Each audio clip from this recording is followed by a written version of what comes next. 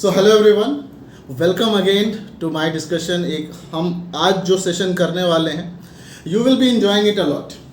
Reason being कि अभी तक मेरे जितने भी सेशन हुए हैं वो मैंने या तो डिस्कस किया है कि आपको अपना ज्ञान दिया है, लाइक कि कैसे पढ़ाई करो या फिर कैसे आपको तैयारी करनी चाहिए, या फिर लास्ट 30 मिनट्स में आप कैसे डिमोटिवेटेड ना हो। बट अभी जो मैं सेशन करने वाला हूँ, या फिर मैंने जिसके साथ भी किया, दे वर लाइक कि 1 साल पहले ज्वाइन किया है या 2 साल पहले ज्वाइन किया है, रिसेंटली ज्वाइन किया, और उन्होंने अपना एक्सपीरियंस शेयर किया कि how to crack this examination. Now I will be with someone even जो कि मेरे शूडो पायलट भी थे CATC में। Even I was doing training, तो इन्होंने मुझे ट्रेन किया है and I am very lucky enough कि मैं उनके साथ में यहाँ पे मुंबई में पोस्टेड हूँ। आई will B inviting Bhavya Jain sir. Bhavya Jain sir का एक कहते हैं ना ऑरा है। मैं CATC में था, आई फेल्ट इट। आप देखोगे कि मतलब जैसे थोड़ा सा जब कुछ लोग पोएटिक होते हैं तो उनका एक बॉन्डिंग बन जाती है। तो स्टार्टिंग फ्रॉम अभी रात के अभी 12:30 हो रहे हैं, और CATC में भी हम लोग साथ में घूमते हुए पाए गए थे कई बार। तो अभी मैं यहाँ पे क्या करने वाला हूँ कि हम भव्य सर को मैंने कई बार रिक्वेस्ट किया, finally I am thankful to him कि he agreed. Bhavya Jain sir is from Ghaziabad, और इन्होंने KNIT सुल्तानपुर, जो कि UPTU का एक गवर्नमेंट कॉलेज है, वहाँ से BTech किया in electronics engineering, completed in 2014। और उसके बाद he was selected with a campus placement in MediaTek, एक कंपनी है नोएडा में, where he worked for 4 to 5 months, and then 2015 वाला रिक्रूटमेंट आया AITC का, इन्होंने अप्लाई किया और ही क्वालिफाइड। उसके बाद 2016 में ही join Mumbai, and now since 2016 अब करीब 7 साल से ज़्यादा हो चले हैं, ही इज़ इन मुंबई में उनको 7 साल का एक्सपीरियंस है। Now he is a manager air traffic management, और साथ ही साथ टावर इंस्ट्रक्टर भी हैं। Like whoever is getting posted into tower, he is just like a इंस्ट्रक्टरशिप, पहले वो उनको इंस्ट्रक्ट करते हैं, ट्रेनर हैं एक तरह के यहाँ पे। सो आपके लिए एक बार बहुत कॉमन डाउट्स आते थे कि सर ये जॉब कैसा है, और मैं खुद नया हूँ। मेरे साथ में जिनको मैंने बुलाया था अभी तक, दे वर ऑल्सो न्यू। उन्होंने क्या किया, उन्होंने अपना एक्सपीरियंस बेस्ट पॉसिबल वे में आपको शेयर किया कि how to crack the examination, how to related to recruitment and related to सब कुछ सिलेबस के बारे में। बट हम लोग थोड़ा सा उसके ऊपर की बातें करेंगे अभी भव्य सर के साथ में, जिसमें he will be sharing with you कि ये जॉब कैसा है। आपके बारे में बहुत सारी डाउट आती है कि सर इतना स्ट्रेसफुल है कि मैं ज्वाइन ही नहीं करता हूँ। मैंने कितनी बार बोला है कि अगर if person A can do then person B can also do. तो सिमिलरली वही है कि अगर आप अपनी जॉब को ईमानदारी से करेंगे तो, लेकिन बात ये भी हम सुनने में आता है कि सर गवर्नमेंट पैसा लेती है, देती कहाँ पे है? तो गवर्नमेंट यहाँ पे आपको स्ट्रेस अलाउंस दे रही है। तो क्या स्ट्रेस अलाउंस दे रही है तो क्या इतना स्ट्रेसफुल जॉब है कि इस पर मुझे सोचना पड़े मुझे करना है या नहीं करना है? तो आई will be discussing all these aspects, और भी जो बातें निकल के आएंगी हम सर के साथ में डिस्कस करेंगे। And the important thing is कि मैम भी हैं, सर की wife Bhumika Kansal. She is due to certain reason not with us today. उनको मैं किसी और दिन ज़रूर बुलाने की कोशिश करूँगा। She is also from KNIT Sultanpur, completed BTech in the same year but joined AI in 2018 as a ATC. Now she is assistant manager in AIATC. So I was thinking to do a video with both of them simultaneously, but due to certain reason it was not possible. I'll try to call her some other day. So welcome Bhavya sir, welcome to the show.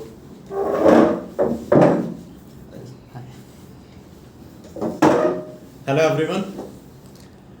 A big hello to everyone watching this video, and Abdul, you are doing a very great job, and thank you for inviting me. Thank you sir. तो guys भव्य sir मतलब जब हम training कर रहे थे तो tower he was last time पे, he was जब हमारा अप्रोच चल रहा था उस टाइम पे sir was as a pseudo pilot came to training, मतलब CATC इलाहाबाद में आए थे, और इन्होंने हमें पूरा का पूरा कहते हैं ना RT कराया, RT प्रैक्टिस, जिसमें हम डरते भी थे he was giving a very मतलब ब्यूटीफुल इंसाइट्स भी इन्होंने दिया प्रैक्टिस के टाइम पे क्या क्या होता है, क्यों, क्योंकि ही वॉज वर्किंग हेयर, इनको काफ़ी एक्सपीरियंस था, whatever in the best possible way he shared with us. So welcome again Bhavya sir. I will be saying कि I am lucky enough to have you in my YouTube channel and the person who will be listening today, आपको भी I hope कि ये at the end of the video ये पता चलेगा कि हाँ AIATC के बारे में हम लोग अभी तक जो वीडियो करते आए थे इससे थोड़ा डिफरेंट आपको नॉलेज डेफिनेटली मिलेगा. So first of all Bhavya sir, आप थोड़ा सा अपने बारे में इंट्रोडक्शन दें. यार आपने ज़्यादातर चीज़ें बता ही दी हैं, तो यार मैं गाज़ियाबाद से हूँ originally, Ghaziabad UP. Now I am posted here in Mumbai and I've been working here since 2016 in Mumbai. Okay. So currently I'm in terminal stream here in Mumbai, working as a tower controller, and this year I got instructorship as well. So जो यहाँ पे नए trainees, जो भी यहाँ पे नए जॉइनीज आते हैं या जो ट्रांसफ़र होके किसी और स्टेशन से मुंबई में आ रहे हैं, तो I impart training to them also. Good sir. तो मैं एक शॉर्ट वे में इनको बताना, सर ने बोला टावर कंट्रोलर, तो सिंपल मैं शब्दों में बताऊंगा कि टावर कंट्रोलर जैसे सपोज कि जहाज़ के 3 फेजेस होते हैं. जहाज़ स्टार्ट किया, टेक ऑफ लिया ऐसे, और उसके बाद थोड़ा सा वो ऊपर गया, then it maintains the height, और उसके बाद फिर डिसेंड किया और फिर लैंड किया. तो जो ऊपर का फेज होता है that is in route, and जो आपका टावर का है जहाँ से लैंड करना स्टार्ट किया, जो आप टावर पे बैठ के विजुअली देख पा रहे हो, तो sir is controlling that portion, right? I am correct या फिर कुछ? बिल्कुल सही बात है. करेक्ट. तो सर द मोस्ट इम्पोर्टेंट जिसको मैं चाहूँगा कि हम डिस्कस करें बहुत अच्छे से, क्या AIATC सच में इतना स्ट्रेसफुल जॉब है कि लोग अप्लाई करने के पहले कई बार ये सोचते हैं कि सर अप्लाई करूँ या ना करूँ? और या मतलब आपका जो भी एक्सपीरियंस है अभी तक, since you are working from more than 7 years, तो आपका क्या एक्सपीरियंस है और कैसे बताना चाहेंगे आप अपने शब्दों में जो भी बताएं? बिल्कुल यार, ये बहुत ही कॉमन क्वेश्चन है, हम लोगों के दिमाग में भी था. मैं 2015 में I got recruited here, and उस समय तो इतना ज़्यादा कंटेंट भी अवेलेबल नहीं था. अब तो जैसे अब्दुल भाई इतना अच्छा काम कर रहे हैं, मैं खुद कोरा पे कई आर्टिकल्स में लिखता हूँ. One thing I missed here, sir का कोरा पे एक चैनल है भव्य जैन के नाम से, राइट? उस पर सर आप देखोगे तो आप इनके शख्सियत के बारे में आप वहाँ से आइडिया काफ़ी लगा सकते हो. मैं एक काम करूँगा, मैं लिंक जो है डिस्क्रिप्शन में शेयर कर दूंगा, आप गो थ्रू करना उसे, और डेफिनेटली आप इंजॉय करोगे उनके जो भी नॉलेजेबल, मतलब एक होता है कोरा पे हम भी गए कुछ लिख दिया येस और नो में, मैंने कुछ IIT के कुछ डीप में आंसर्स किए हुए हैं, बट आप कॉमन इश्यूज़ पे बहुत सारे GK के सब्जेक्ट्स पे आप सर का वहाँ पे इंसाइट्स देख सकते हो, और उसके बाद आप डेफिनेटली आप शायद मुझे बताने की जरूरत नहीं पड़ेगी, आप सर की शख्सियत के बारे में अंदाजा लगा सकते हो. Definitely continue sir, sorry. तो जैसा मैं कह रहा था यार, ये डाउट्स हम लोगों को भी थे उस समय, ये एप्रीहेंशंस हमारे मन में भी थे कि भाई सुना तो ऐसा है कि हाई स्ट्रेसफुल जॉब, और मतलब हमारे हाथों में इतने सारे जहाज जो हवा में उड़ रहे हैं, उनको हम इंस्ट्रक्शंस देंगे, कुछ गलती हो गई तो कैसा होगा, क्या होगा. But now today after working here for around 6 to 7 years, I can say कि stressful is not exactly the right word. I would say it's a high responsibility job. Correct.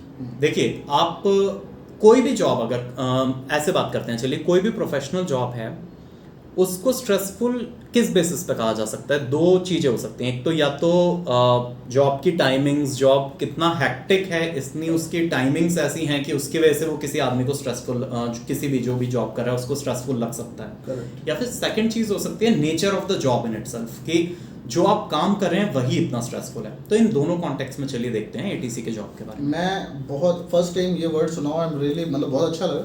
It's not stressful job, it's high responsible job. Very correct.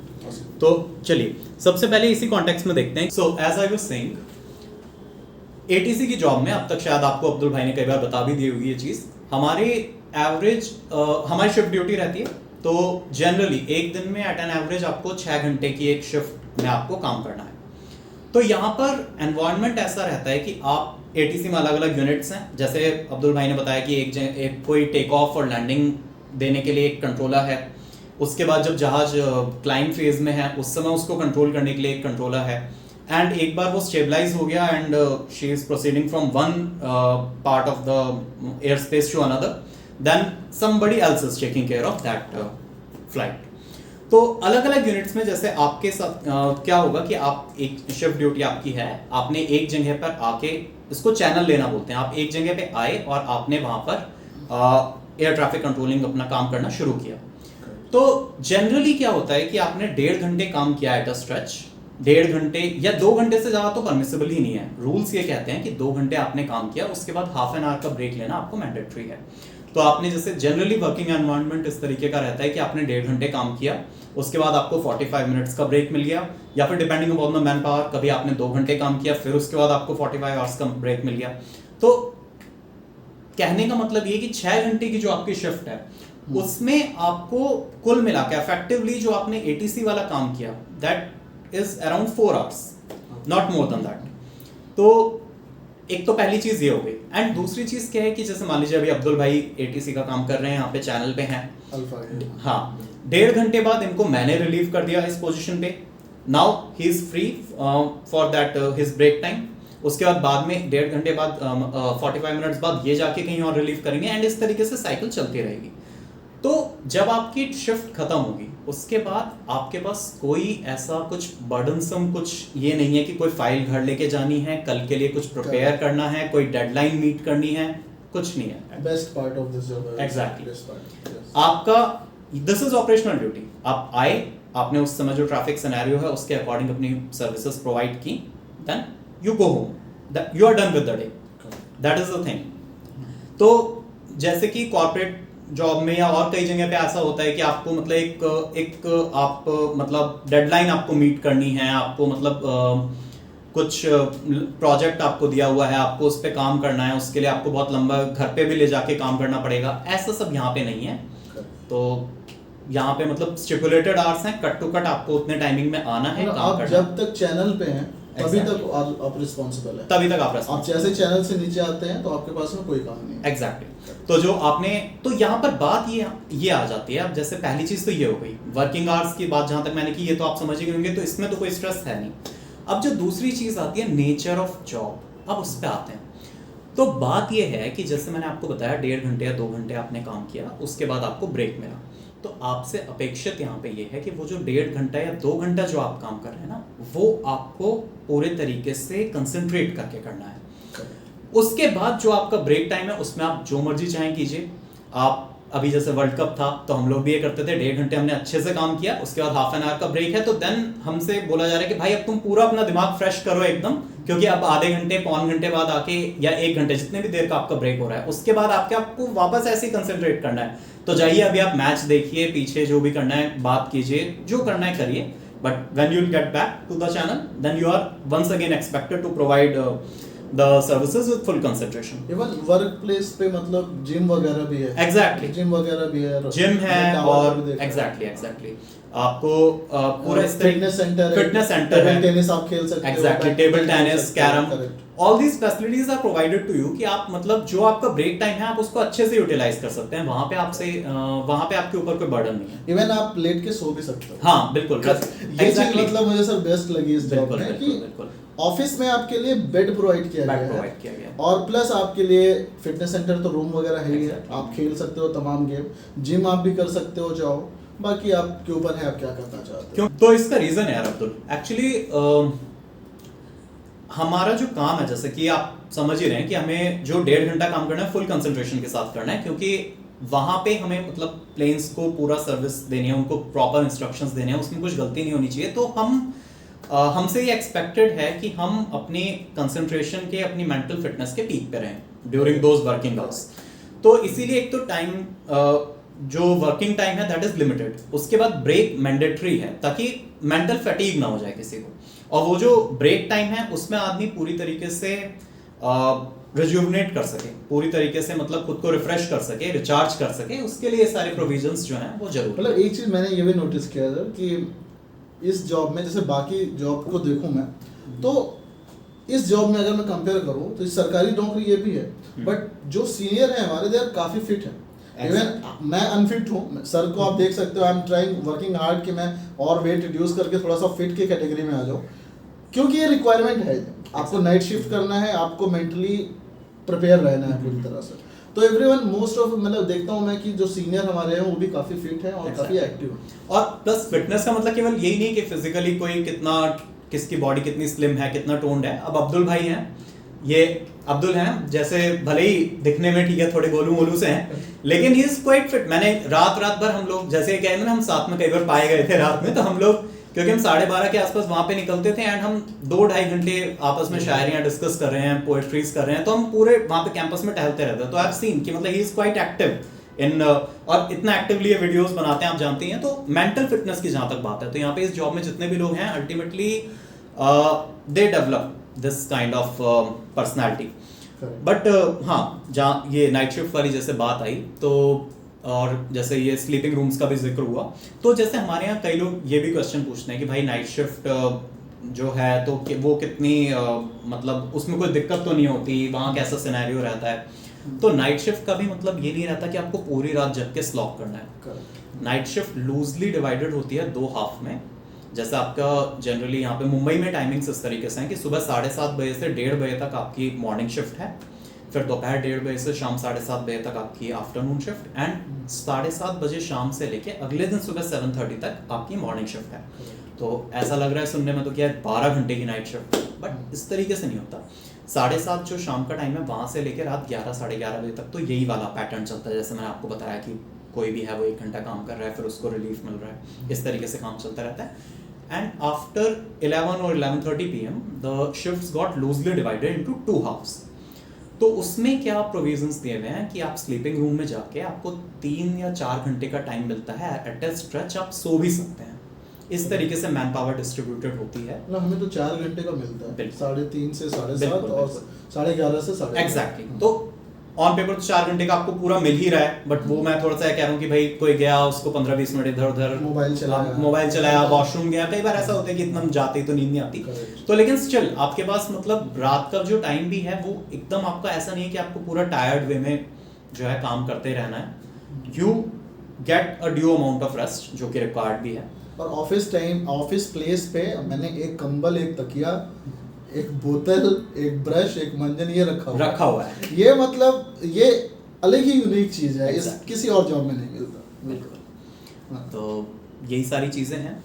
तो वही वाली चीज है जो मैं कहना चाह रहा हूँ कि अब जहाँ तक आप समझ गए होंगे कि मतलब नेचर ऑफ जॉब तो ऐसा है कि मतलब वर्क टाइमिंग, हैक्टिकनेस, ये सब इस पर्सपेक्टिव से तो आप समझ गए होंगे कि स्ट्रेसफुल नहीं है। अब बात ये आती है कि जो हमारा नेचर ऑफ जॉब है, कि जो हमें एक्चुअली जो काम करना है उसमें कितना स्कोप है, कि स्टेक्स क्या है उसमें। तो कॉलिंग अ स्पेड कि हाँ भाई स्टेक्स तो हैं, आप जो काम कर रहे हो that is a high responsibility job. आपको पायलट को इंस्ट्रक्शंस देने हैं, उसको आपका बेसिकली काम ये है कि कोई भी जो आपका जुरिस्डिक्शन है उसमें कोई भी जो 2 जहाज हैं वो एक परमिसिबल लिमिट से ज़्यादा क्लोज ना आ जाए, मतलब कोलिजन ना हो जाए। कोलिजन तो होना ही नहीं चाहिए, वो तो आपको रोकना ही है। इसी टॉपिक पे सर ने एक बहुत ही बढ़िया पोएम लिखी हुई है। मैं ऐसे अभी ये टॉपिक जैसे कंप्लीट होता है मैं सर से बोलूँगा कि वो इन्होंने बहुत कम शब्दों में बहुत अच्छा जो बताया ना कि टू अवॉइड द कोलिजन, वो सारा बहुत अच्छे से डिपेक्ट किया हुआ है। तो हम लास्ट में सर से रिक्वेस्ट करेंगे कि आप उसको सुनाइएगा। Continue sir. ओके, तो जैसा मैं कह रहा था कि आपके ये स्टैंडर्ड्स बने हुए हैं इकाओ के, कि international council of civil aviation, उसके स्टैंडर्ड्स बने हुए हैं कि 2 जहाज़ों के बीच में परमिसिबल लिमिट कितनी हो सकती है, कि कितना परमिसिबल डिस्टेंस हो सकता है जब वो आपके एयर स्पेस में है, उसको सेपरेशन बोलते हैं। तो वो मेंटेन करना आपका काम है, ये आपका बेसिकली काम है जो थ्रू आउट आप बैठ के यहाँ पे कर रहे हैं जब आप चैनल पे होते हैं। तो ऑब्वियसली यहाँ पे आपका हाई रिस्पॉन्सिबिलिटी वाला जॉब है, बट उससे पहले जब आप इंडिपेंडेंटली एयर ट्रैफिक कंट्रोलिंग कर सकें, उससे पहले आपकी बहुत एक लंबी, एक अच्छे तरीके से ट्रेनिंग होती है यहाँ पे। जैसे कि अब्दुल ने आपको बताया होगा कि आप इन्होंने बताया कि ये पहले एब इनिशियो कोर्स जैसे कर रहे थे CATC इलाहाबाद में, तो वो एक बेसिक एब इनिशियो कोर्स है जो हर ज्वाइनी को यहाँ पे पहले करना होता है, और वो तो बहुत रिगोरस होता है। बिल्कुल, कि उसमें मतलब जितने लोग अभी ट्रेनिंग कर भी रहे हैं, जो हमारे जस्ट बाद वाले हैं, मतलब देयर लाइक कि सर क्या इतना ही टेंशन हमको। एग्जैक्टली वहाँ पे आपको इतना मेंटली कहते हैं ना कि ऑप्टिमाइज वे में आपको यूटिलाइज करा देते हैं, आप कितना यूज कर सकते हो। वहाँ पे एक्चुअली एक इमेजिनरी एयरपोर्ट कैम्बे, एक इमेजिनरी एयरपोर्ट, इमेजिनरी लेआउट पूरा मान के वहाँ पे आपको सिमुलेटेड वे में आपको प्रैक्टिकल सिमुलेशंस कराए जाते हैं, ताकि आप पहले ही किसी भी स्टेशन पे जाने से पहले आप एक इमेजिनरी एयरपोर्ट पे एयर ट्रैफिक कंट्रोलिंग पूरी सीख के जाएं। तो वहाँ पे that is basically college, that's a school जहाँ पे आपको सिखाया जा रहा है। यहाँ पे तो आप जॉब पे आएंगे तो यहाँ पे तो आपकी ऑन द जॉब ट्रेनिंग होगी। यहाँ हमको जहाज दिख रहा है, यहाँ पे हमें दिख रहा है, वहाँ पे हमको दिखता नहीं है। एग्जैक्टली वहाँ पे आपको इमेजिन करना, आपकी इमेजिनेशन पूरी डेवलप की जा रही है कि आप उस तरीके से आप you are getting a foretaste of what your future is going to be. तो वहाँ पे you are being prepared for the worst. वहाँ पे इतना प्रेशर आपके ऊपर डाला जाता है शुरू में, जो आपको जो शुरू के मतलब आपके जो 6 महीने का ab initio कोर्स होता है पूरा, वहाँ पे आपको सारे सिनेरियोज एक बार बताए जाते हैं कि वर्स्ट क्या से क्या हो सकता है, उसमें आपको कैसे काम करना है। और जैसे वहाँ पे आप एक बार जब काम कर लेते हो, उसके बाद जब आप यहाँ आते हो, फिर जब आप यहाँ पे एक्चुअली में अपने जहाँ पे भी आपकी स्टेशन पे पोस्टिंग होती है, जब आप वहाँ आते हैं तो फिर आपको फर्क पता चलता है कि हाँ ऑलरेडी आप वर्स्ट सिनेरियोज जो हैं वो देख चुके हैं। उसके कंपैरिजन में आपको फिर फील होता है कि नहीं यार, ये तो दिस इज क्वाइट डूएबल। और प्लस उसके बाद क्या होता है कि जिस भी एयरपोर्ट पे आपकी पोस्टिंग हुई है, वहाँ की टोपोग्राफी के हिसाब से, वहाँ की जो कंस्ट्रेंट्स हैं, वहाँ के जो लोकल प्रोसीजर्स हैं, उनके हिसाब से आपकी ऑन द जॉब ट्रेनिंग होती है। जैसे वहाँ पे जो भी, या आप कहीं से ट्रांसफर पे आ रहे हैं किसी और स्टेशन से, या आप अभी न्यूली रिक्रूटेड हैं, आपकी फर्स्ट पोस्टिंग है, तो आप जब वहाँ पे आते हैं तो वहाँ पे एक ऑन जॉब इंस्ट्रक्टर होता है जो कि अपना एयर ट्रैफिक कंट्रोलिंग तो कर ही रहे हैं, साथ के साथ लाइव एनवायरनमेंट में वो अपने जो नए रिक्रूट्स हैं उनको भी ट्रेनिंग देते रहते हैं।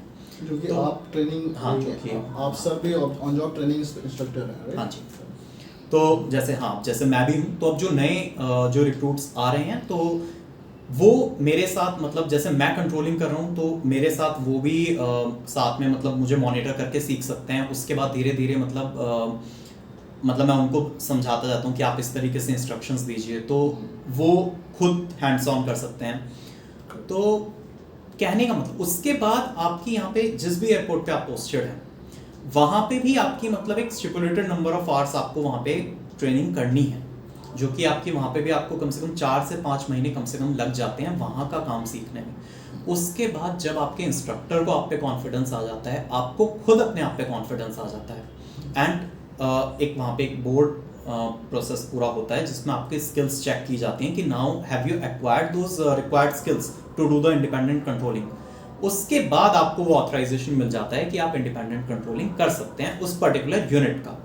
उस ऑथराइजेशन को कहते हैं रेटिंग होना। Rating is a certification, then you get the licence कि अब आप इंडिपेंडेंटली एयर ट्रैफिक कंट्रोलिंग कर सकते हैं। तो इस पूरे प्रोसेस से गुजरने के बाद आपको इतना कॉन्फिडेंस आ जाता है कि आप वहाँ पे कंट्रोलिंग कर सकते हैं। आपको उसमें, और उसके बावजूद भी जब आप एकदम नए होते हैं, वहाँ पे नया नया चैनल लेते हैं, तो सब लोग आपको असिस्ट करने के लिए साथ में होते हैं, आपको सुपरवाइज करते हैं कि भाई इनिशियली अगर आपको कुछ भी दिक्कत आ रही है तो आपके साथ और भी लोग रहते हैं वहाँ पे। एंड इसके अलावा एक चीज़ और मैं बताना चाहता था कि, और हाँ, ऐसा भी नहीं है कि मतलब ये जैसे आपकी जो ट्रेनिंग हो रही है तो ऐसा आपके ऊपर कोई मतलब, अगर आपसे उसमें कुछ गलतियां भी हो रही हैं ट्रेनिंग के दौरान, अगर आपको ऐसा फील हो रहा है कि आपको थोड़ा सा और टाइम चाहिए, तो यू गेट एम्पल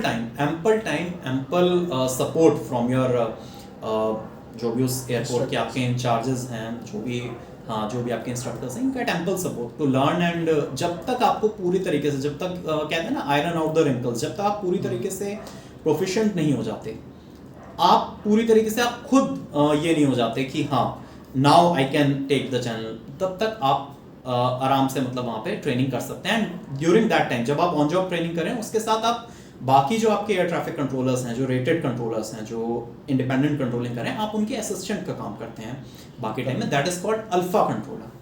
तो शुरू में हम सब अल्फा ही कंट्रोल, एग्जैक्टली शुरू में सब जो भी यहाँ पे नए ट्रेनीज जो भी नए जॉइनीज जो भी आते हैं, they work as alpha controller. वो इंडिपेंडेंट कंट्रोलर्स को असिस्ट कर रहे होते हैं और साथ ही साथ बीच में जाके ऑन द जॉब ट्रेनिंग वो कर रहे होते हैं। एंड इसी तरीके से जब वो फाइनली प्रोफिशिएंट हो जाते हैं किसी भी यूनिट में इंडिपेंडेंट कंट्रोलिंग करने के लिए, then they provide the air traffic controlling services. तो मतलब सर आपने बहुत अच्छा एक्सप्लेन किया कि लाइक द जॉब पे हाई रिस्पॉन्सिबिलिटी है, बट उसको साथ में इस तरह से सेक्टराइजेशन किया गया है, या बोलूँ मैं कि इस तरह से वर्क डिवाइड किया गया है बिल्कुल। कि इट इज डूएबल। एग्जैक्टली ये जैसे इन्होंने बात की बहुत अच्छा, इन्होंने एक पॉइंट यहाँ पे टच किया। अब जैसे मान लीजिए मुंबई एयरपोर्ट है, मुंबई है, दिल्ली है, बैंगलोर है, कोई भी ऐसे बड़े एयरपोर्ट्स जहाँ पर काफ़ी अच्छा वॉल्यूम ऑफ ट्रैफिक है जो कि एयर ट्रैफिक कंट्रोलर्स को हैंडल करना है। तो वहाँ पे क्या किया हुआ है कि वहाँ पे सेक्टराइज इस तरीके से कर दिया, मतलब काम को फ्रेगमेंट कर दिया है, अलग अलग यूनिट्स वहाँ पे ऐसे क्रिएट कर दिए हैं जो किसी पोर्शन को कोई कंट्रोलर हैंडल कर रहा है, फिर further someone else takes it from there. इस तरीके से अलग अलग पोर्शंस में उस काम को डिवाइड कर दिया गया है। और जो छोटे स्टेशंस हैं वहाँ पे इतने सेक्टराइजेशन की जरूरत नहीं होती क्योंकि वहाँ पर इतना ट्रैफिक ही नहीं रहता, तो वहाँ पर सेक्टर्स मतलब इतने नहीं रहते। वहाँ पे एक ही जैसे यूनिट होगी जो कि आपको मल्टीपल सर्विसेज दे रही है, बट वहाँ पे स्ट्रेस इतना इसलिए नहीं होता क्योंकि वहाँ पे ट्रैफिक ही ऑलरेडी इतना कम है। तो ये चीज़ है। प्लस प्लस जैसे मैं आपको कह रहा था कि जब आप मतलब आप पूरी तरीके से आप प्रोफिशिएंट हो जाते हैं अपना काम करने के लिए, तो after that you start to feel it more like a video game. बस फर्क इतना है कि यहाँ पे you are dealing with the real planes and you are having a responsibility of both Pacman and Tetris combined, more than that. तो आप जैसे मसल मेमोरी में होती है ना यार चीज़ की, आप बाइक मान लीजिए चला रहे हैं तो आपको सोचना नहीं पड़ता कि अगर सामने कोई आ गया तो ब्रेक कहाँ मारने के लिए आपको रुक के अपने दिमाग में सोचना नहीं पड़ता कि ब्रेक कहाँ पे है। आपके पैर खुद उस तरीके से चलते हैं, क्लच कब दबाना है, कब एक्सेलरेट करना है, सब आपकी मसल मेमोरी में होता है। तो उसी तरीके से चीज़ें जो हैं वो आपके मतलब they get inculcated into your personality when you start to take channel on a independent basis. तो मतलब तरीके से भी होता है। फॉर एग्जांपल जैसे यहाँ मुंबई में टावर कंट्रोलिंग में व्यवस्था किस तरीके से की गई है कि एक सेक्टर है जैसे आपका जो कि जिसको बोलते हैं सरफेस मूवमेंट कंट्रोल। जब आपका एक जहाज है, एक आपका एयरक्राफ्ट है, वो अपने बेस से निकला और अब उसको वो डिपार्चर एयरक्राफ्ट है तो उसको टेक ऑफ करने के लिए रनवे तक जाना है, तो वो जहाज अपने बेस से निकल के अपनी पावर पे जो एयरक्राफ्ट मूव करता है उसको टैक्सी करना बोलते हैं। तो एयरक्राफ्ट अपने बेस से निकला और टैक्सी करते हुए रनवे के होल्डिंग पॉइंट तक जाएगा। तो इस तरीके से अलग अलग जहाज आ रहे हैं आपके और सबको रनवे के होल्डिंग पॉइंट तक जाना है। इसी तरह से जो जहाज लैंड हुआ है उसको रनवे से वैकेट करके फिर अपने बे तक जाना है। तो एक्चुअली जहाज में रिवर्स गियर नहीं होता, तो इसलिए अगर दो जहाज आमने सामने आ जाएंगे जमीन पे भी चलते हुए अगर दो जहाज दोनों का इंजन ऑन है और अपने आमने सामने आ गए तो फिर उसका एक ही रास्ता है कि एक का इंजन ऑफ करा के उसको पीछे टो कराना पड़ेगा। तो इसीलिए ये ग्राउंड एक एसएमसी कंट्रोलर है जिसका काम सिर्फ ये इंश्योर करना है मुंबई जैसे बड़े एयरपोर्ट पे जहां बहुत सारे जहाज एक साथ रेडी हैं डिपार्चर के लिए, बहुत सारे जहाज हैं जो 1 बाय 1 लैंड होके आ रहे हैं और अपने बे की तरफ जाना चाहते हैं, तो उनको ग्राउंड पे जो है ये मैनेज करना है कि कैसे वो जहाज अलग अलग रास्तों से अपने अपने बे पे स्मूथली चले जाएं या अपने अपने बे से स्मूथली रनवे की तरफ चले जाएं। जरूरत ना पड़े हमें टो कराने का, अदरवाइज टाइम जाएगा, टाइम किल होगा। तो हाँ, तो एक यूनिट ये हो गई जो कि ये पूरा काम कर रही है कि ग्राउंड पे एयरक्राफ्ट जो मूव कर रहे हैं उनकी हैंडलिंग कर रही है। उसको जैसे मैंने बताया उसका नाम है surface SMC, surface movement control. दूसरी यूनिट ये हो गई कि अब जहाज जब रनवे तक पहुंच चुका है तो उसको लैंडिंग और टेक ऑफ की परमिशन देना, हमारे यहाँ उसको क्लियरेंस देना बोलते हैं। क्योंकि आप मुंबई या दिल्ली, बैंगलोर इस तरह के एनवायरनमेंट में क्या होता है कि आपके जहाज 3-4 जहाज आपके एक साथ एक मतलब वो हवा में हैं, एक के बाद एक अप्रोच कर रहे हैं लैंडिंग के लिए। तो आपके जो एक जहाज अभी जस्ट लैंड करने वाला है उसके पीछे एक और जहाज आ रहा है, तो इन दोनों के बीच में आपको अपना डिपार्चर प्लान करना है कि एक जहाज आपका टच होके रनवे पे है, आप रनवे से वैकेट कर रहा है, उससे पहले आप दूसरा जहाज जब तक यहाँ पे लैंड होने आएगा उससे पहले आपको एक डिपार्चर भी पुश करना है, आपको एक जहाज को मतलब टेक ऑफ करवाना है। तो ये काम एक दूसरा कंट्रोलर देख रहा है जिसको टावर कंट्रोलर बोलते हैं। तो यहाँ पर जैसे टावर और सरफेस मूवमेंट कंट्रोल ये दोनों अलग अलग कंट्रोलर्स देख रहे हैं। इस सब के अलावा एक तीसरा कंट्रोलर है जो कि उनको एक डिलीवरी, उसको बोलते हैं डिलीवरी क्लियरेंस, कि वो आपको पहले ही ये आपको बता रहा है कि जैसे जहाज ने टेक ऑफ किया, जस्ट टेक ऑफ करते ही वो हवा में है तो उसको क्या टर्न लेना है। तो उसके लिए कुछ जार्गन्स बने हुए होते हैं कि उसको जैसे मान लीजिए मुंबई से दिल्ली जाना है तो एक मतलब जैसे उसका रूट होता है, हवा में भी ऐसे रूट्स बने हुए होते हैं, एयरवेज बने हुए होते हैं जैसे हमारे यहाँ सड़क पे हाईवेज हैं। तो उसको वो रूट, वो हाईवे, वो एयरवे ज्वाइन करने के लिए क्या टर्न लेना है ये उसको बताने के लिए एक अलग अलग यूनिट बनी हुई है। तो जैसे मुंबई में ट्रैफिक ज़्यादा है तो यहाँ पे 3 जगह सेक्टर, मतलब इसको हम सेक्टराइजेशन इस तरीके से देख सकते हैं कि अलग अलग यूनिट्स यहाँ पे एक ओवरऑल काम में अलग अलग तरीके से उसको वर्कलोड को शेयर कर रही हैं। किसी छोटे स्टेशन पे क्या हो सकता है कि वहाँ पे ये 3 जगह बाइफरकेट करने की जरूरत ही ना पड़े, वहाँ पर एक ही कंट्रोलर है जो कि ये क्लियरेंस भी दे रहा है उसको, उसके बाद वही एग्जैक्टली वही उसको ग्राउंड से वहाँ रनवे तक भी ले गया। और क्योंकि वहाँ पर इतना ट्रैफिक ही नहीं है, मान लीजिए वहाँ पे पूरे आपके 1 घंटे में मान लीजिए 3 या 4 ही जहाज जो है मतलब वो लैंड या टेक ऑफ कर रहे हैं, तो वहाँ पे इतनी ज़रूरत ही नहीं है कि उसके लिए अलग अलग ये बाइफर्केशन किया जाए। तो इस तरह sir is having the experience of Mumbai airport, जहाँ पे आप इंडिया का one of the busiest airport, I think after Delhi, हाँ आफ्टर दिल्ली सेकंड पे is one of the most busiest airport है, जहाँ पे क्लोज टू 1000 मूवमेंट्स होते हैं पर Exactly. करेक्ट। तो we are having the record for highest landings and takeoff on a single runway airport. तो आप समझ सकते हो कि सर कितनी जिम्मेदारी का काम संभाल रहे हैं, और आई होप कि हम भी लोग आगे ऐसे ही करेंगे। आप जिम में से जो लोग आगे आओगे आप भी करोगे। तो गाइस एक सर मतलब एक चीज़ मैं ये कहता हूँ कि जैसे अभी जो एयरपोर्ट है, जो एविएशन है, it's already a very fancy job है हम कहते हैं। जैसे मान लीजिए कि अपन बचपन में क्या होता था ना, हेलीकॉप्टर, मैं ये सवाल सबसे पूछता हूँ कि एक बचपन में या फिर अभी भी लेट्स से हम एटीसी बट हवाई जहाज ऊपर से जाता है तो अपन नज़र ऊपर करके देखते हैं एक बार कि क्या जा रहा है ऐसे वहाँ पर। तो अब उस जहाज को जो देखते थे अब आप उसको कंट्रोल कर रहे हैं, how does it feel like? It feels awesome. Actually, सबसे इस जॉब की अच्छी बात ही एक ये है कि यहाँ पे विजुअल अपील है। आप एक्चुअली देख रहे हो कि जहाज जो है एक तरह से यू आर मतलब जैसे मतलब अगर मैं बहुत ही लूज लैंग्वेज में बोलूँ तो आपके इशारे पे नाच रहे हैं। यू आर मतलब आप उनको इंस्ट्रक्शंस दे रहे हैं कि उनको क्या टर्न लेना है या क्या उनको कहाँ पे जाना है, क्या मैनोवर उन्हें परफॉर्म करना है। तो वो चीज़ तो है ही। और एक चीज़ जो मैं पिछले उसमें बोलना भूल गया था कि जैसे हम स्टेक्स की बात कर रहे थे कि जैसे अभी बात हम ये कर रहे थे कि मतलब हाई रिस्पॉन्सिबिलिटी जॉब है, तो मैंने कहा था कि जैसे इसमें स्टेक्स क्या हैं। तो मैंने आपको ये तो बताया कि जैसे इंडिपेंडेंट रेटिंग के लिए मतलब क्या प्रोसेस होता है, पूरा किससे हमें गुजरना पड़ता है। बात करते हैं कि स्टेक्स क्या होते हैं। मान लीजिए जो सबका क्वेश्चन रहता है, जो हम भी यहाँ आए थे तो हमारा भी यही एप्रीहेंशन था कि हमसे गलती अगर कुछ होती है तो उसके दुष्परिणाम क्या हो सकते हैं, किस लेवल के हो सकते हैं। And I think this is the most serious apprehension anyone joining here is having. तो सबसे पहली बात कि किस सिचुएशन, क्या ऐसी सिचुएशन भी आ सकती है कि हम इतनी बड़ी गलती कर दें कि it may result into an accident. क्या ऐसा हो सकता है? तो ऐसा बहुत आई थिंक आज के टाइम में it is a very very very rare scenario, once in a blue moon. कभी दुष्परिणाम क्या हो सकते हैं? तो एक्सीडेंट वाली सिचुएशन कब आ सकती है? अगर एयर ट्रैफिक कंट्रोलर के पार्ट पे कुछ गलती हो जाए तो ऐसे चांसेस बहुत ही कम हैं।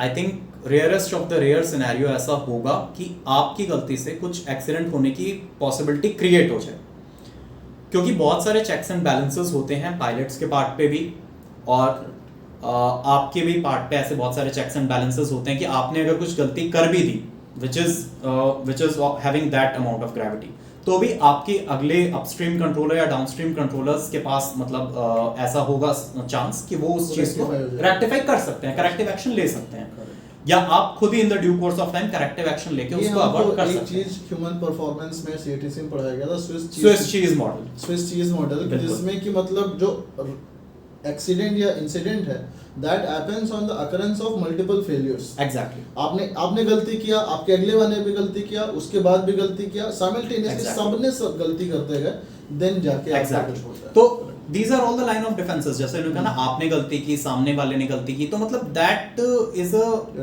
हाँ रेयरेस्ट पॉसिबिलिटी कि सभी गलती कर बैठे हैं और सारी ही चीजें इस तरीके से हो जाएं कि मतलब कि कुछ भी ऐसा चीज ना हो पाए जो कि अवॉइड कर सके। और I think aviation is a very updated in terms of technology. Exactly, and aviation is the safest mode of transportation at the, अगर डेटा निकालते हैं तो काफी कम है स्टैटिस्टिकली। एविएशन एंड कहते हैं ना कि डिफेंस में सबसे पहले अब टेक्नोलॉजी अपडेट होती है, देन एविएशन। एविएशन मतलब जो भी कुछ आपके पास टेक्नोलॉजी है वो एविएशन में मौजूद है। बिल्कुल। उसके बाद फिर कहीं, जैसे फॉर एग्जांपल आई स्कैनर से आपका अटेंडेंस, हम हमारा क्या था, हम टेक्नोलॉजी अभी इसके पहले जैसे उसमें था, मैं बायजूस में था, या फिर टेक्निकल में जो हमारे दोस्त काम भी कर रहे हैं आईटी में, they are still doing thumb से उन्होंने बायोमेट्रिक दिया, देन दे आर कमिंग। यहाँ पे मैं आया तो अभी भी मैं देख रहा हूँ, they are standing in front of scanner, retina scan करके फिर आपका चल रहा है। Okay. तो थोड़ा सा अपडेटेड सही चीजें मुझे बात है। दिखती हैं। तो बिल्कुल, तो जैसा मैं कह रहा था कि यहाँ पे मतलब तो एक्सीडेंट होने की actual probability that is not a lookout as such, that is not a मतलब that is a lookout obviously, but that is not something कि जिसकी वजह से आप एप्रीहेंसिव फील करें। तो हो क्या सकता है आपके लोग ये पार्ट पे अगर सोचते हैं, कुछ लोग ये बहुत सोचते हैं कि बिल्कुल। सर ऐसा ऐसी जॉब में मैं आ रहा हूँ, कहीं कुछ मिसहैपनिंग ना तो हो देखिए जाए। एक्सीडेंट होने की जो प्रोबेबिलिटी है that is very rare, but होगा क्या कि अगर आपसे कुछ ऐसी गलती हुई जिसकी वजह से आपने जो आपकी मतलब आपने अपने मतलब आपने कुछ ऐसा ब्रीच कर दिया सेफ्टी में जो कि आपसे एक्सपेक्टेड नहीं है, आपसे अपेक्षित नहीं है, तो ऐसे केस में उसका दुष्परिणाम जो होगा वो केवल ये होगा आपके that would affect you only, कि आपकी जो ये रेटिंग है इंडिपेंडेंट कंट्रोलिंग का जो सर्टिफिकेशन है उस पर्टिकुलर यूनिट का, वो आपका चला जाएगा कुछ टाइम के लिए। उसके लिए आपको एक करेक्टिव ट्रेनिंग आपकी होगी दोबारा, और कुछ depending on the graveness of the mistake you committed, आपको कुछ स्टिपुलेटेड नंबर ऑफ आवर्स दोबारा करने होंगे to attain that rating once again. तो ये ही सबसे बड़ा मतलब एक जो आपकी कुछ अगर आपसे कुछ ह्यूमन एरर हो भी जाता है, कुछ गलती हो भी जाती है, तो उसका जो दुष्परिणाम है वो यही होता है। तो आप समझ पा रहे हैं कि इसमें कुछ ऐसा नहीं है कि something that will haunt you for a lifetime, ऐसा नहीं है। आपसे कुछ गलती हुई, आपको उसके लिए थोड़े टाइम के लिए आपको बेसिकली आपको मॉनेटरी उसमें नुकसान होगा, मॉनेटरी लेवल पे नुकसान होगा कि आपको थोड़े टाइम के लिए वो जो आप जैसे मैंने आपको बताया कि आपको इंडिपेंडेंट कंट्रोलिंग के लिए जो लाइसेंस आपको मिलता है, जो भी आपको ये रेटिंग मिलती है, उसके कॉरस्पॉन्डिंग आपको रेटिंग अलाउंस मिलता है, उसके कॉरस्पॉन्डिंग रेटिंग अलाउंस मिलता है, और जो आप एक्चुअली जो आप परफॉर्म कर रहे हैं वहाँ पे उसके लिए आपको स्ट्रेस अलाउंस भी मिलता है, जो कि अब्दुल ने पहले जिक्र किया था, क्योंकि माना जाता है कि it's a high responsibility job, तो आप मतलब पूरा अपना मेंटल एक्यूमेंट वहाँ पे लगा रहे हैं, तो उसके लिए आपको स्ट्रेस अलाउंस और रेटिंग अलाउंस ये मिलता है। तो जितने टाइम के लिए आपके पास ऐसा होगा कि आपसे कुछ गलती हो गई है और आपकी रेटिंग उस समय के लिए चली गई है, और जब तक आप वो करेक्टिव ट्रेनिंग दोबारा अंडरगो करके और वापस नहीं अचीव करते हैं उसको, तब तक के लिए आपको ये मॉनेटरी पेनल्टी आपको फेस करनी पड़ेगी। तो that is the only thing which happens in such kind of cases, and इससे कोई बहुत ज़्यादा घबराने की चीज़ नहीं है, क्योंकि बड़े स्टेशंस पे this is a very common occurrence कि ऐसा किसी के भी साथ हो जाता है, एंड थोड़े टाइम बाद वो रेटिंग वापस अटेन कर लेते हैं। तो इन कंक्लूजन मैं यही कहना चाहूँगा कि आप इसको स्ट्रेसफुल की तरह मत देखिए, it's a high responsibility job, and high responsibility है तो उसके लिए ऐसे चेक्स एंड बैलेंसेस भी बने हुए हैं, आपको ऐसे प्रोविजंस भी हैं कि आप रिलैक्स भी कर सकें साइमल्टेनियसली, वर्किंग आवर्स भी कम है। तो thank you sir, I think इतना डीप डिस्कशन, मुझे भी काफ़ी कुछ, अभी मैं लर्निंग पीरियड में हूँ यहाँ पे, तो मुझे भी काफ़ी अच्छा लगा, मतलब काफ़ी सही लगा सुन करके कि काफ़ी मतलब मैं कहूँगा कि काफ़ी अच्छे वे में आपने एक्सप्लेन किया इसको। Thank you. आई थिंक कि जितने भी व्यूअर्स देख रहे हैं आपको समझ में आएगा, और जो डर रहता है ना आने के पहले, वो डर आपका गायब होना चाहिए। The best way, the best part जो सर ने बोला कि नॉट अ स्ट्रेसफुल जॉब, ये स्ट्रेसफुल वर्ड हटा दो अपने पास से, it's a high responsible job. And अगर आप कहते हैं ना कि मैथ फिजिक्स पढ़ के आ रहे हो, थोड़ा सा रिस्पॉन्सिबिलिटी लो खुद में, है ना, आपको समझ में आ रहा है यार, तो आप जो भी कुछ है वो आप ऐसे नहीं कर सकते, आप कैजुअल वे में उसमें कंट्रोलिंग नहीं कर सकते। एंड रिस्पॉन्सिबिलिटी कहाँ नहीं होती, वो तो हर जगह होती है, हर जॉब में होती है। बस बात ये है कि कई लोगों का जो माइंडसेट होता है कि भाई सरकारी जॉब में जा रहे हैं, तो एक थोड़ा सा जो हमारे यहाँ अब नहीं होना चाहिए, बट बहुत टाइम से जो चला आ रहा है एक माइंडसेट है कि सरकारी जॉब में जा रहे हैं तो जाके वहाँ कुर्सी तोड़नी है। ऐसा जॉब नहीं है ये आपको मतलब एकदम यहाँ पे you have to be on your toes at the time जब आप काम कर रहे हैं, उसके अलावा you can have your own. तो ये सर ने जो कुछ बताया, इसका एक पोइट्री में सर ने एक क्रक्स लिखा हुआ है, आई वुड रिक्वेस्ट सर कि आप उसे हमारे व्यूअर्स को सुनाएं। ओके, तो ये पोएम है एक छोटी सी जो मैंने एयर ट्रैफिक कंट्रोलर्स डे पे लिखी थी। International air traffic controllers day होता है 20 अक्टूबर को, तो मैं तो पकड़ लेता हूँ। तो मैंने उस पे ये लिखा था स्पेशली सब लोगों को एटीसी के जॉब के बारे में एक छोटा सा एक फोटेज देने के लिए। पोएम इस तरीके से है। पर फैलाए आसमान में जहाज अनेको उड़ते हैं, पर फैलाए आसमान में जहाज अनेको उड़ते हैं, सोचा कभी है जादू कैसा आपस में ना भिड़ते हैं। इस संभावित खतरे की गुत्थी कौन भला सुलझाता है, इस संभावित खतरे की गुत्थी कौन भला सुलझाता है, कौन दिशा किस राह है जाना कौन उन्हें बतलाता है। खुद नेपथ्य में रहकर हर पल उनको मार्ग दिखाता है, सुरक्षा सहित सेवा कर अर्पण अपना धर्म निभाता है। घनघोर बरसती मेघा हो, घनघोर बरसती मेघा हो या आसमान में लाली हो रविवार का दिन चाहे होली ईद दिवाली हो, आपातकाल की बेला हो, आपातकाल की बेला हो या टर्बुलेंस के झटके हो या खराब मौसम के चलते जहाज मार्ग से भटके हो, या हर पल है रोमांच नया, या हर पल है रोमांच नया, हर दिन दूजे से हटकर है, पर सजग वो प्रहरी नील गगन का हर दिन सेवा में तत्पर है। दुर्गम निर्णय एकाग्र निरीक्षण और धीरज का परिचायक है, वो वायु यातायात नियंत्रक इस व्योम का सच्चा नायक है, वो वायु यातायात नियंत्रक इस व्योम का सच्चा नायक है। रियली मतलब बहुत अच्छा आपने बोला। और सर ने इस पे एक पीपीटी से एक प्रेजेंटेशन बहुत अच्छा बनाया हुआ है। मैं कोशिश करूंगा कि इसको भी वीडियो के साथ में आपको अटैच कर दूं, you will enjoy it a lot. कि अभी हमने ये जाना कि is AIATC is really stressful job, या हमने उसका कंक्लूजन देखा it's high responsible job. Next जो आपके क्वेश्चंस आते हैं जो मैं लेना चाहूँगा यहाँ पे, कि आपने वर्क लाइफ बैलेंस का बहुत अच्छा देख लिया कि वर्क लाइफ बैलेंस यहाँ पे काफ़ी कुछ आपके साथ में बना हुआ है, आपके पास में टाइम आपको मिल जा रहा है, और बाकी जो होगा सर आपको भी बताएंगे। प्लस सर एक चीज़ ये है ना कि फ्यूचर एस्पेक्ट्स, जैसे जॉब आपने लिया तो आगे का क्या देख रहे हैं, जैसे बहुत से लोग जॉब आते हैं सर आगे क्या है, ग्रोथ है, स्टेबल है या कैसा है, तो एक इस बारे में हम लोग बात करेंगे। What do you want to say to them कि कैसा है ये मतलब। हाँ देखिए, अब आप लोगों ने उड़ान के बारे में सुना होगा, उड़े देश का आम नागरिक, RCS रीजनल कनेक्टिविटी स्कीम, नए एयरपोर्ट्स कई सारे डेवलप किए जा रहे हैं, और aviation is a fast growing sector, सबको पता है। तो आगे बहुत सारे यहाँ मुंबई में ही जैसे नवी मुंबई एयरपोर्ट बनने वाला है, दिल्ली में जेवर बन रहा है। बिल्कुल। तो आने वाले टाइम में मतलब obviously there is a scope of growth in terms of both number of airports as well as air traffic, क्योंकि बिल्कुल एंड एयर ट्रैफिक बढ़ेगा तो ऑब्वियसली एयर ट्रैफिक कंट्रोलर्स की रिक्वायरमेंट तो बढ़ेगी ही, फ्लाइट क्रू की भी रिक्वायरमेंट बढ़ेगी, साथ साथ एयर ट्रैफिक कंट्रोलर्स की भी। एक ये भी है ना कि पहले मतलब ऐसे बोलते थे कि जो डेवलप्ड सिटी है वहाँ पे एयरपोर्ट होता था, अभी वो थोड़ा सा चेंज हो रहा है, जहाँ पे एयरपोर्ट हो रहा है वो डेवलप, वो city exactly, it is both way. तो अभी अगर किसी सिटी को डेवलप करने का प्लान बन रहा है तो एयरपोर्ट वहाँ पे ओपन किया जा रहा है। बिल्कुल सही बात है।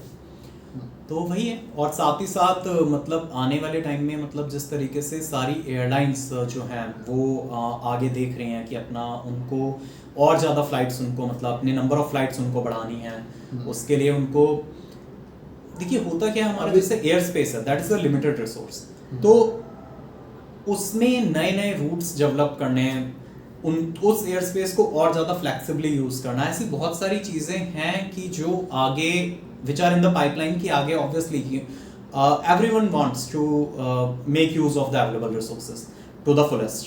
तो सारी एयरलाइंस भी यही चाहती हैं, सारे जितने भी मतलब एयरपोर्ट हैं वो भी यही चाहते हैं कि मतलब अपना इंफ्रास्ट्रक्चर और डेवलप करें और अच्छी सर्विसेज दे सकें। तो आने वाले टाइम में there is a scope of more recruitment, more number of aircraft. जैसे आपने बोला रूट्स का, मतलब ऐसा नहीं होता क्या कि आसमान खुला है जहां मन किया उड़ा दिया? नहीं यार, ऐसा नहीं होता, जैसा एवरीथिंग इज प्रीडिफाइंड। एग्जैक्टली, क्योंकि जैसे मैंने तब बताया था कि आसमान में भी एयरवेज बने हुए हैं, जैसे हमारे यहाँ हाईवेज हैं, सड़कें बनी हुई हैं, ऐसे आसमान में भी अगर आपको दिल्ली से मुंबई जाना है तो उसका एक पर्टिकुलर एक रूट बना हुआ है। एंड वही का मतलब ऐसा मत समझिएगा कि माननीय नितिन गडकरी जी ने वहाँ पे बाकायदा रोड बना रखा हुआ है, it's pre defined coordinated connection. Exactly a set of pre defined coordinates, exactly. तो वही जो रूट्स हैं वो एयरक्राफ्ट को फॉलो करने होते हैं, उन्हीं पे हम उनको गाइड करते हैं, उनको कहाँ टर्न लेना है, क्या मैनोवर करके उस रूट को ज्वाइन करना है। एक जहाज अभी जस्ट रनवे से, एक रनवे क्या है, एक स्ट्रिप ऑन द लैंड, वहाँ से एक जहाज ने टेक ऑफ किया, टेक ऑफ करके अब उसको कुछ मैनोवर करके वो रूट जाके ज्वाइन करना है, उसे इंटरसेप्ट करना है। तो वो क्या मैनोवर करेगा, that is being defined by air traffic control service provider. तो इस तरीके से फिर एक बार उसने रूट ज्वाइन कर लिया, वहाँ पे इंटरसेक्टिंग रूट्स होते हैं। मान लीजिए मैं आपको एक एग्जांपल दूं, जैसे मान लीजिए एक मुंबई से जा रहा है कहीं नॉर्थवर्ड्स, मुंबई से दिल्ली के लिए एक फ्लाइट जा रही है, एंड उधर की तरफ एक यूरोप साइड से आ रही है जो कि एक इंटरसेक्टिंग रूट पे, मान लीजिए नेपाल जाना है, कोई गल्फ कंट्री से नेपाल की तरफ, तो दो इंटरसेक्टिंग रूट्स ऐसे हो सकते हैं। तो उन रूट्स पे जब जहाज आपस में मतलब उनको या तो वर्टिकली सेपरेट रखें कि वो अलग अलग ऊंचाई पे उड़ रहे हैं, एक दूसरे को पास कर रहे हैं, या फिर ऐसा हो सकता है कि मतलब अगर वो दोनों प्रॉक्सिमिटी में हैं तो एक जहाज कम से कम इतना पहले दूसरे को क्रॉस कर जाए कि जो उनका पॉइंट ऑफ इंटरसेक्शन है वहाँ पे दोनों के बीच में एक अच्छा खासा गैप रहे। तो ये सब चीज़ें, अच्छा खासा गैप जैसे मैं बोल रहा हूँ, तो ये हमारे सोचने से नहीं होता है। These are predefined guidelines by ICAO, international civil aviation council, और वो and those फॉलो rules, करवाते हैं। exactly, those rules are needed to be followed, and वो हम इंश्योर करते हैं by our instructions। तो सर एक ये था। दूसरा हमारे पास में एक पॉइंट है कि लाइक बहुत से लोग ये सोचते हैं कि सर अभी मैं ज्वाइन कर रहा हूँ तो क्या ये प्राइवेटाइज हो जाएगा, या फिर जॉब का नेचर कैसा है, what do you say about this, मतलब रिगार्डिंग प्राइवेटाइजेशन की जहाँ तक बात है, देखिए अगर प्राइवेटाइजेशन हो भी रहा है, जैसे इंडिया में आई थिंक 7 से 8 एयरपोर्ट अब ऐसे हैं जो कि प्राइवेटाइज हो चुके हैं, तो only those airports their infrastructure is being handled by the private players. एक टर्म है ANS, ANS is air navigation services. तो एक टर्म है एयर नेविगेशन सर्विसेज, ANS। तो ANS की 2 यूनिट्स हैं, ATC that is basically ATM, air traffic management, and दूसरा है CNS, कम्युनिकेशन नेविगेशन सर्वेलेंस। तो ये जो 2 डिपार्टमेंट्स हैं, CNS and ATM, these both are being taken care of by Airports Authority of India only. So these are the revenue generators for air traffic controllers, for Airports Authority of India, क्योंकि जो भी हम air traffic services airlines को provide कर रहे हैं, in lieu of that airlines are they are paying to Airports Authority। तो ATC का काम जो है वो पूरी तरीके से AI के ही अंडर है। AI only manages the recruitment as well as the training, जो कि ट्रेनिंग जैसे अब्दुल की हुई है CATC से, तो जो भी ट्रेनिंग सेंटर्स हैं वो AI के अंडर हैं। उसके बाद जब किसी स्टेशन पे पोस्टिंग हो जाती है तो वहाँ पे ATC का काम जो है वो पूरा AI ही देखता है। तो मतलब अगर आपका एयरपोर्ट का इंफ्रास्ट्रक्चर का मैनेजमेंट प्राइवेटाइज हो सकता है, but ATC is under government, that is under government. So that was the very good information which every one of you got it।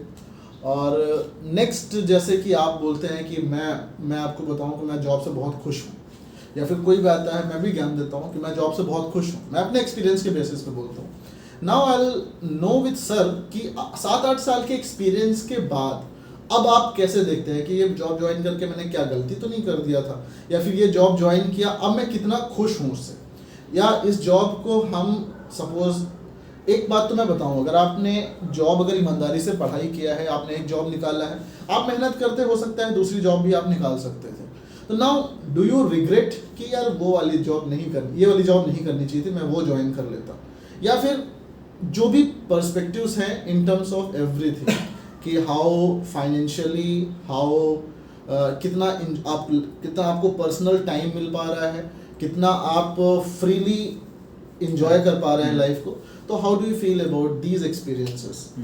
तो जैसे आपने कहा कितना हमें टाइम मिल पा रहा है, कितना, चलिए थोड़ा वर्क लाइफ बैलेंस की बात करते हैं इसी टॉपिक पे, इसी क्वेश्चन पे। तो जैसे कि आप सब लोग भी देख पा रहे होंगे कि हम दोनों यहाँ पे रात को आराम से बैठे हैं, 12:30 इस समय कितना 1:30 बज गया है, and we are shooting this video.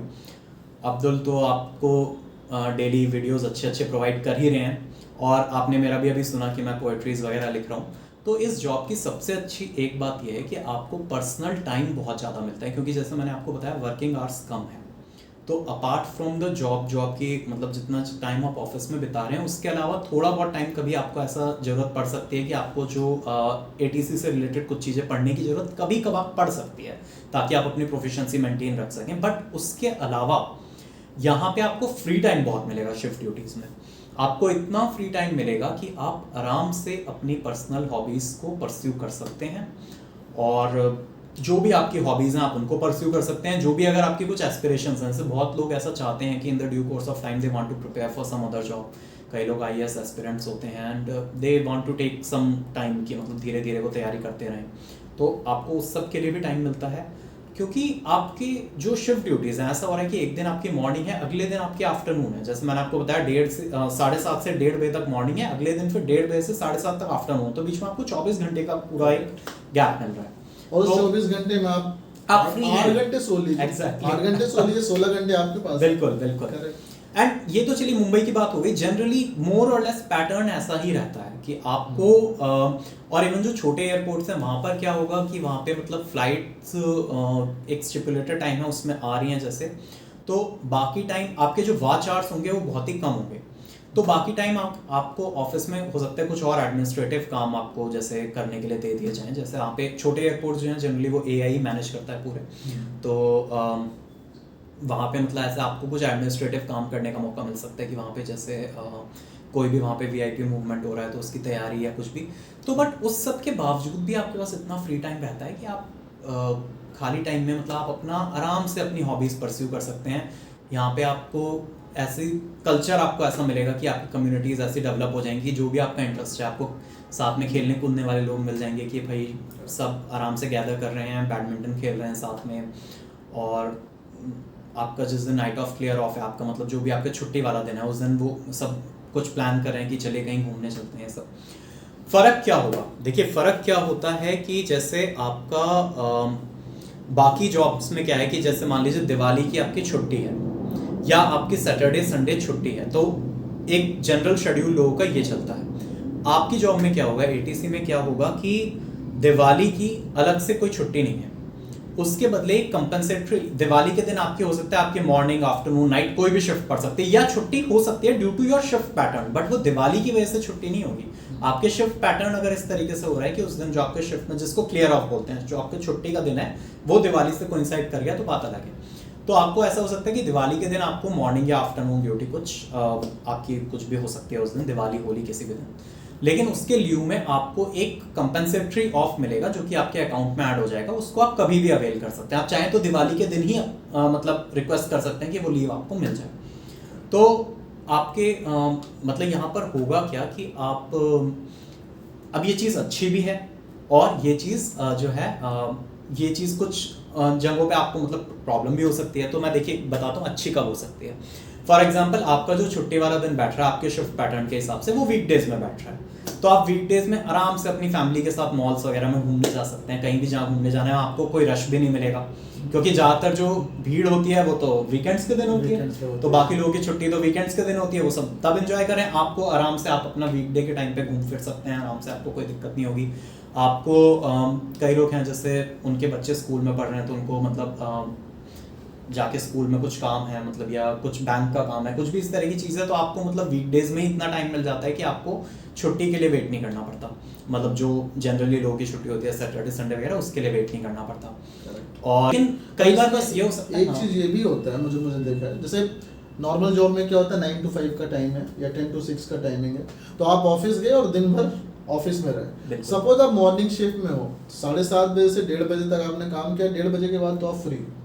Afternoon shift है तो आप मॉर्निंग में 7:30 से लेकर 1:30 बजे तक आप फ्री हो, और आप आफ्टरनून में आप जॉब किए फिर वापस घर पे आ गए।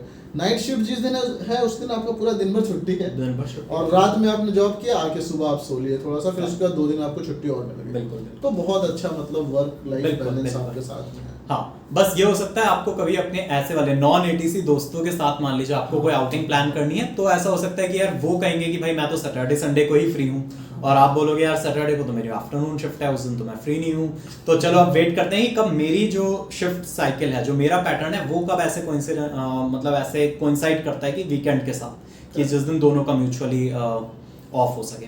बट उसके अलावा आप देखें तो आपको ये मतलब बहुत अच्छे वर्क लाइफ बैलेंस आपको यहाँ पे देखने को मिलेगा कि आपके पास पर्सनल टाइम बहुत ज़्यादा रहेगा। तो इसी तरीके से अगर जैसे ये चीज़ देखें कि आपने पूछा था कि मतलब जॉब में कैसा मतलब कैसा लगता है यहाँ आने के बाद, तो अब देखिए जिन लोगों को कुछ आगे तैयारी भी करनी है अगर, तो उनके पास भी इतना एम्पल टाइम है कि अगर वो सीरियस हैं, if they could avoid distractions, तो ड्यूटी की वजह से उनको कोई दिक्कत नहीं होगी। उसके बाद भी एटीसी का काम करने के बाद भी उनके पास इतना टाइम है कि वो आराम से जो है तैयारी अपनी करते रह सकते हैं, 1-2 साल अपना पूरा उसको दे सकते हैं जैसे भी उन्हें आगे करना है। और बाकी जो इस जॉब में है, इस जॉब को एंजॉय कर रहे हैं, तो यहाँ एक सबसे अच्छी बात यह है कि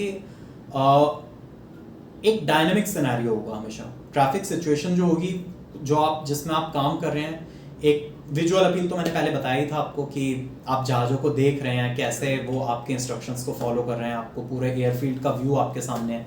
टावर की पिक्चर्स तो शेयर की ही होंगी हमने कई बार, मतलब वही है ना कि जो लोग देखने आते हैं, एग्जैक्टली जो लोग देखने आते हैं, that is your work place. तो बिल्कुल, तो उसके अलावा आपको हमेशा मतलब आप बोरिंग जॉब नहीं है ये, आपको ऐसा नहीं फील होगा कि यार मोनोटोनस काम कर रहे हैं, सुबह से शाम तक वही फाइलें लेके बैठे हैं, एक ही टाइप का काम कर रहे हैं, एक ही उसमें बैठे हैं, एक ही पोजीशन में। यहाँ पे ऐसा होगा कि आप हमेशा आपको मतलब कुछ नया सिनेरियो मिलेगा, कोई नए किसी नए जहाज से आप बात कर रहे हैं, कुछ नई ऐसी ट्रैफिक सिचुएशन है जिसको आपको रिजॉल्व करना है, क्योंकि आप you are using your brain, तो आप you are using your mind, तो आप मतलब आप अपनी कॉग्निटिव एबिलिटीज का यूज कर रहे हैं, तो आप बोर नहीं होंगे। आप यहाँ पे मतलब आपको it would be like playing a video game, जैसे मैंने पहले कहा था। So I think we covered every topic. बाकी आपका कोई भी अगर टॉपिक है तो आप बिल्कुल आप कमेंट करके पूछ सकते हो, विल डिस्कस करेंगे इसको। एक चीज़ मेरे मन में, जैसे आपने भी यूज़ किया था, यूज द एयरक्राफ्ट के लिए वर्ड हम शी यूज़ कर रहे हैं। हाँ, इज देयर, मतलब मैं आपको बताता हूँ, देन आप आंसर करिएगा। जब मैं वहाँ पे भी ट्रेनिंग में भी था, तो एयरक्राफ्ट के लिए जैसे बोलते ना ही इज़ गोइंग, तो एयरक्राफ्ट को हम बोलते थे शी इज़ फ्लाइंग, या when she asked some clearance. तो क्या लॉजिक है, मतलब ये लड़की क्यों है एयरक्राफ्ट में? मतलब ऐसा तो नहीं है कि लड़कियां उड़ती रहती हैं तो वो भी उड़ता है। What is the logic behind this? Okay, so I think that's just a nomenclature, that's just a convention कि एयरक्राफ्ट को हम शी करके रेफर करते हैं। इसका ये चला आ रहा है, and this is training time से जो हमें सिखाया जाता है, तो इसलिए मतलब दैट गेट्स इनकलकेटेड। इसका I think that's just a convention, और कोई लॉजिक नहीं है इसके पीछे।